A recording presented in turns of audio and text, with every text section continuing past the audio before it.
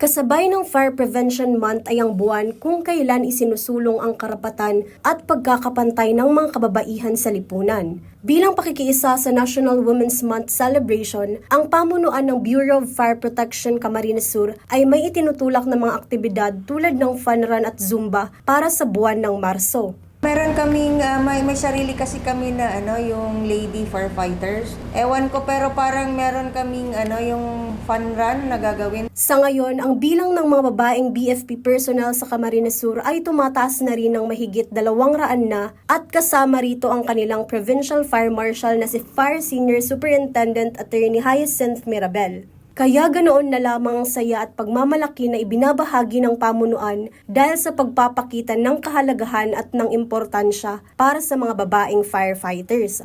Layunin rin ng pagdiriwang na ito na mapuksa ang ipinapakitang diskriminasyon o pangmamaliit sa mga kababaihan at mabigyan sila ng pantay na karapatan katulad ng binibigay para sa mga lalaki. Yung sa BFP kasi male-dominated siya. Masyadong may discrimination para sa babae. Parang ang tingin nila, yung hindi kaya ng babae yung gawin ng lalaki. Pero dumadami na din na babae na magagaling.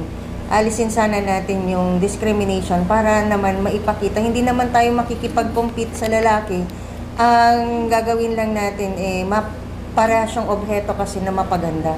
So sana kami na mga babae mabigyan din ng pagkakataon na mamuno sa mga male-dominated institution like Bureau of Fire.